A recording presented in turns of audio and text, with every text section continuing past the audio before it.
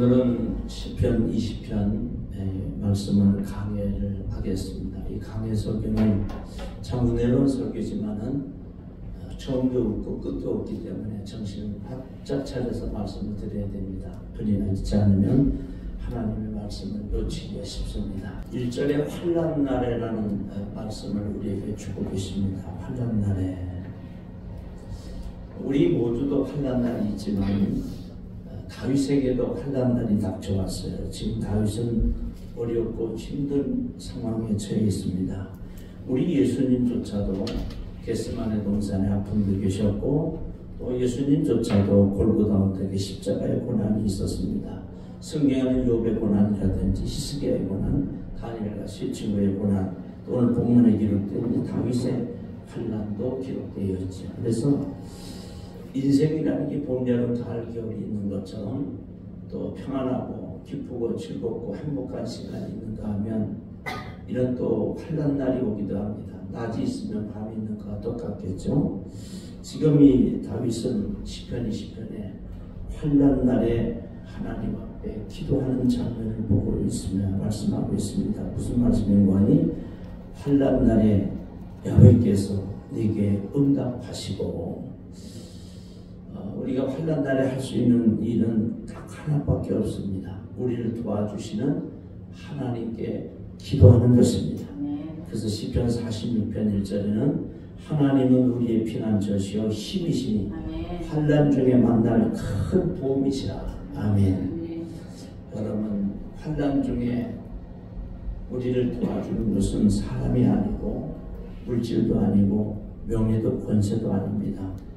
바로 환난 중에 우리를 도와주실 분은 하나님이신 것입니다. 그래서 시편 86편 7절에는 나는 나의 환난 날에 내가 주께 부르짖으리니 주께서 내게 응답하시리이다.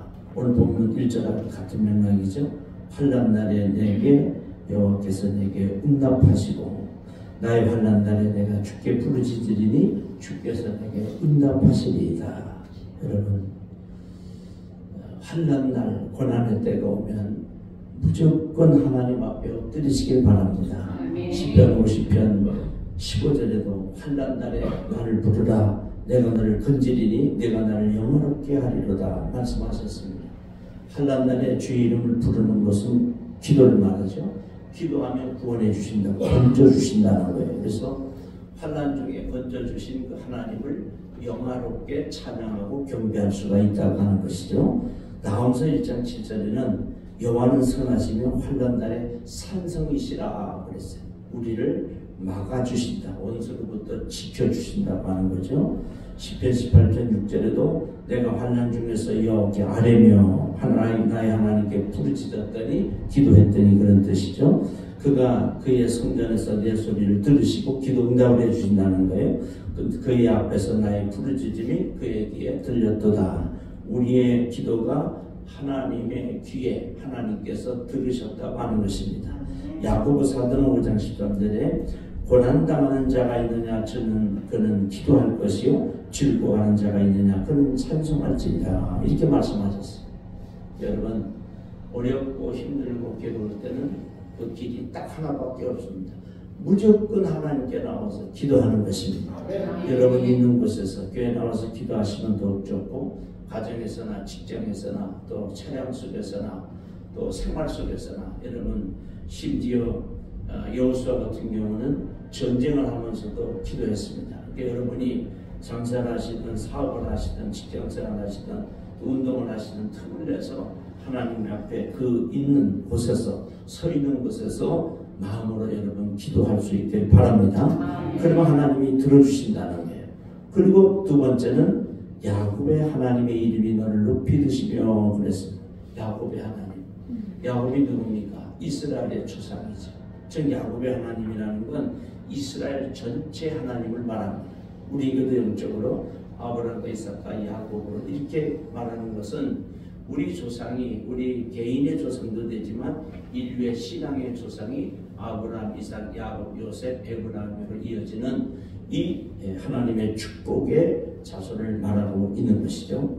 야곱의 하나님은 첫째는 언약의 하나님입니다. 두 번째는 응답의 하나님이십니다. 언약의 하나님 약속을 했다는 거죠. 우리는 가끔 약속을 하고 잊어먹습니다. 근데 하나님은 잊지 아니하십니다. 이 메시지는 굉장히 중요한 메시지입니다. 우리가 자꾸 환난을 당하고 어렵고 고난을 겪을 때 하나님과의 약속이 무엇인가, 약속해놨던 게 있는가, 그것을 생각을 해봐야 돼요.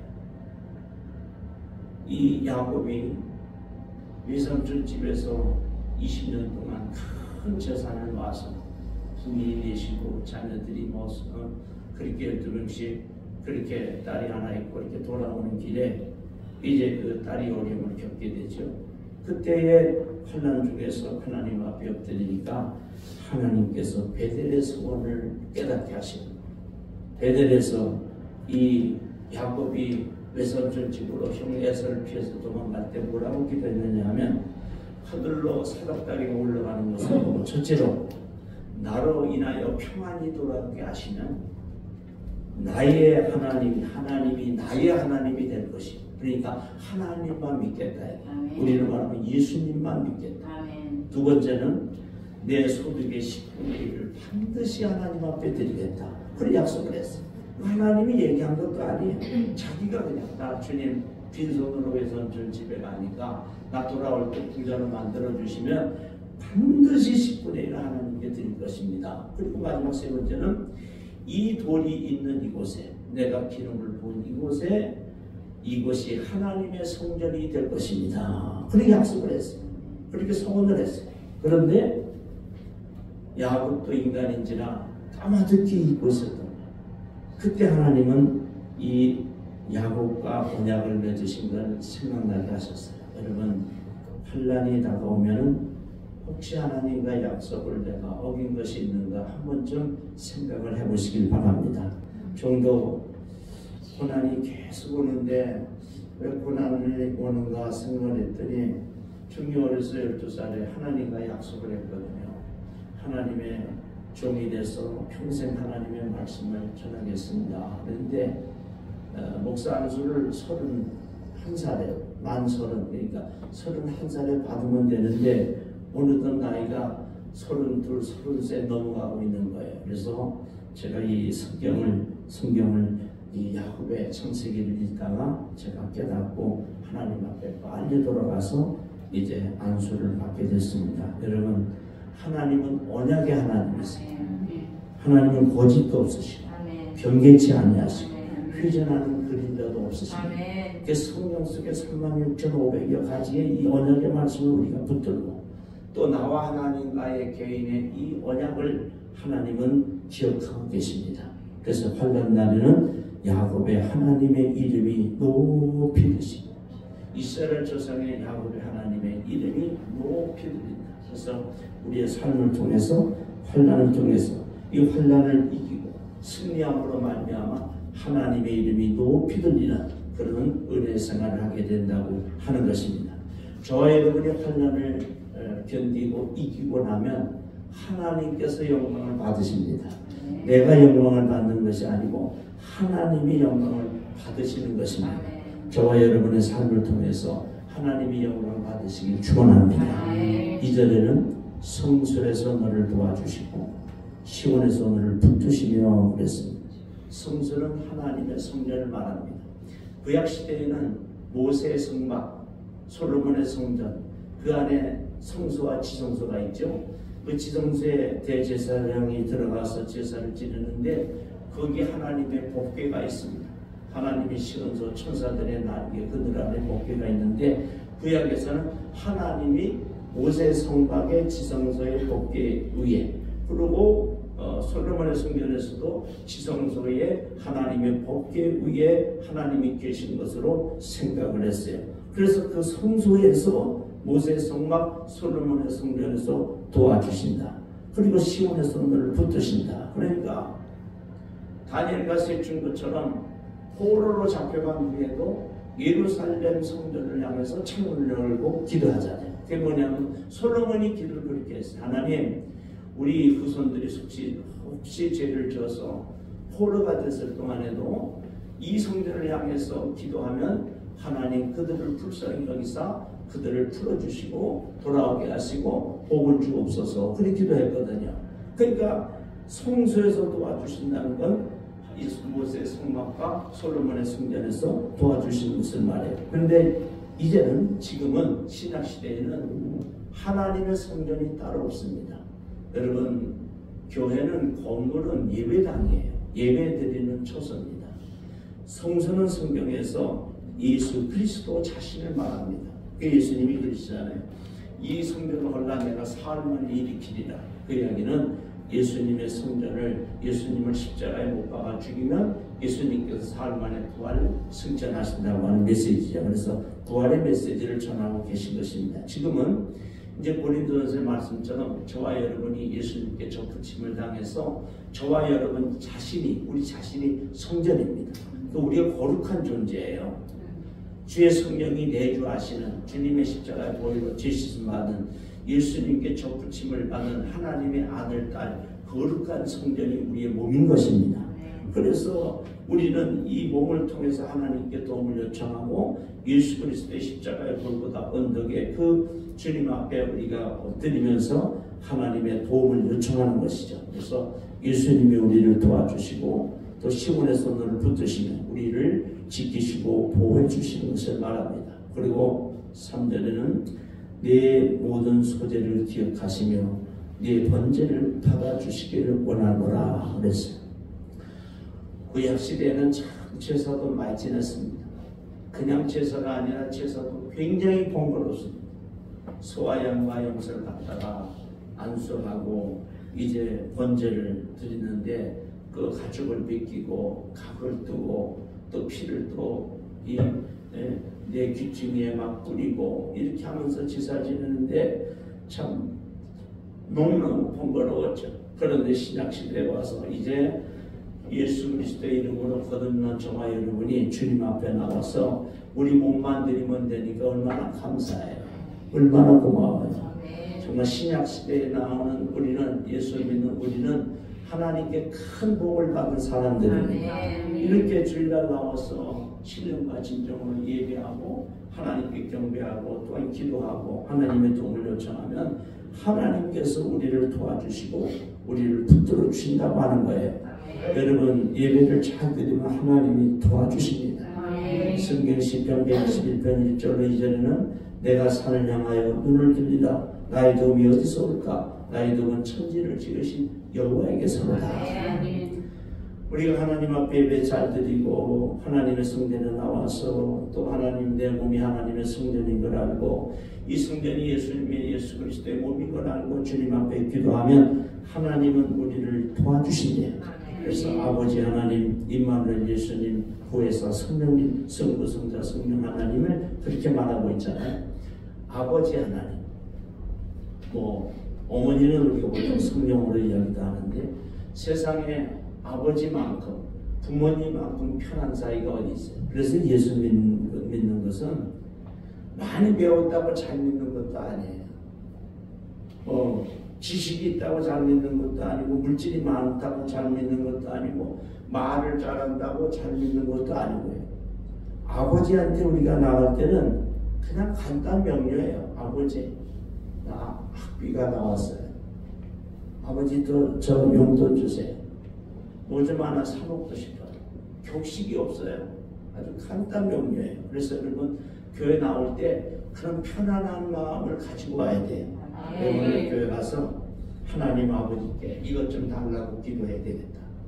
물론 우리가 달라는 거 다 베풀어 주시지는 않습니다. 하나님의 뜻에 맞고 하나님의 때에 우리에게 주시죠. 그러나 그것이 잘못된 것이 아니면 하나님은 우리에게 허락해 주십니다. 그래서 여러분 하나님 앞에 나와서 아버지 하나님을 믿고 임마누엘 예수님 우리와 함께 계신 분이에요.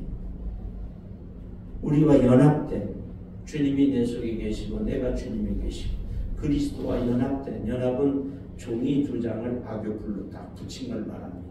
그러니까 이걸 띄면은 나만 망가지는 게 아니고 내가 망가지면 예수님도 망가지시는 거예요. 표현이 좀 그렇습니다만은 예수를 우리가 내가 인생이 삶이 무너지면은 안 믿는 사람들이 예수님을 예수 잘 믿는다더니 왜 저래 예수 믿는 사람이 왜 저렇게 됐어? 예수님이 영광을 못 받으시거든요. 그래서 우리는 이 성전에 나와서 성소에 나와서 기도할 때마다 언제나 우리를 도우시는 예수님을 기억하면서 신앙생활을 바르게 해야 될 것입니다.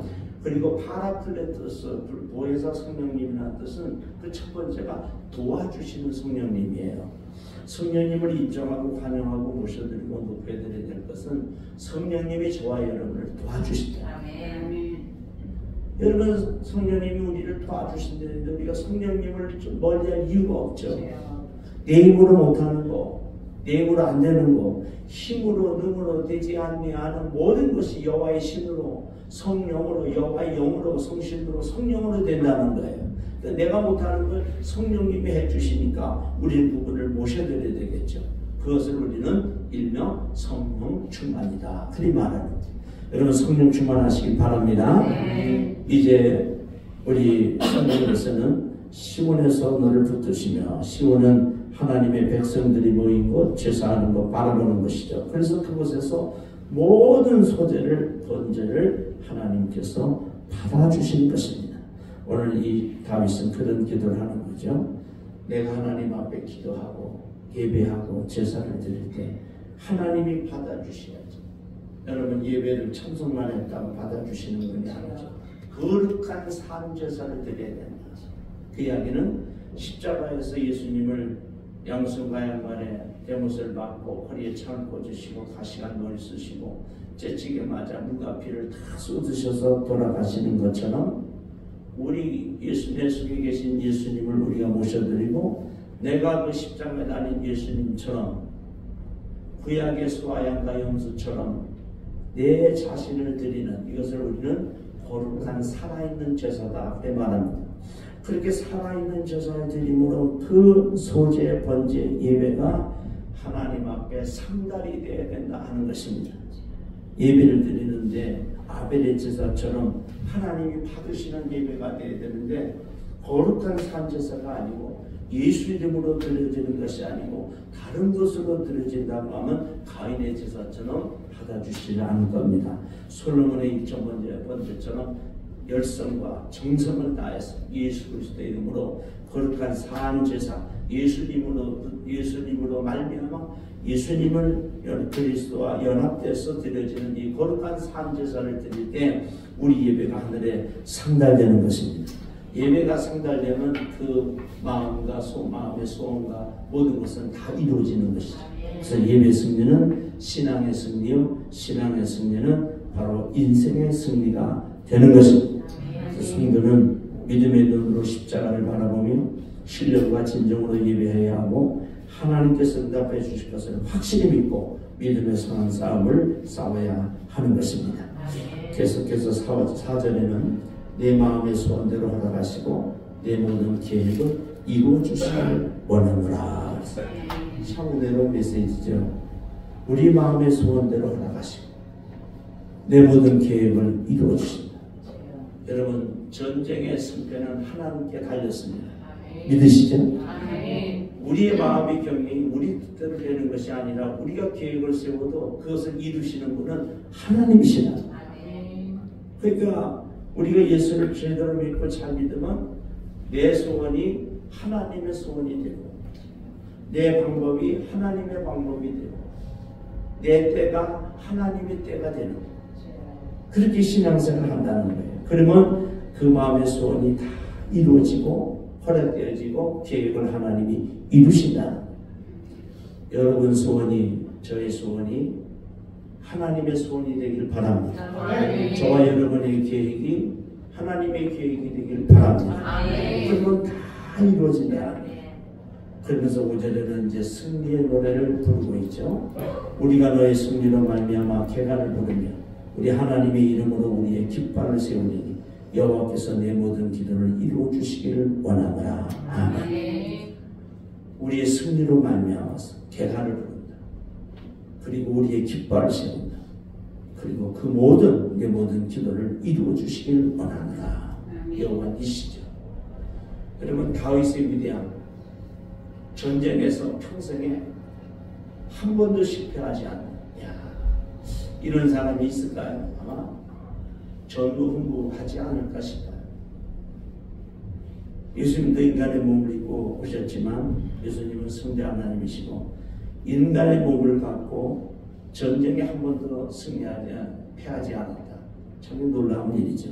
그러나 다윗도 나름대로는 신앙에는 여러 잘못이 있죠.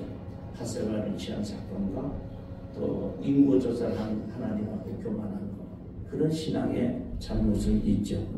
그러니까 인생에서 실패하지 않은 사람, 신앙생활하는데 잘못이 없는 사람은 없죠. 그런데 그런 가운데서도 신앙생활을 잘해서 우리가 승리하고 또 승리의 노래를 부르고 그리고 승리의 깃발을 세우고 모든 기도가 이루어진다고 하면 참 그 신앙은 복된 신앙이죠. 오늘 다윗은 그 기도를 하나님 앞에 드리고 있는 것입니다.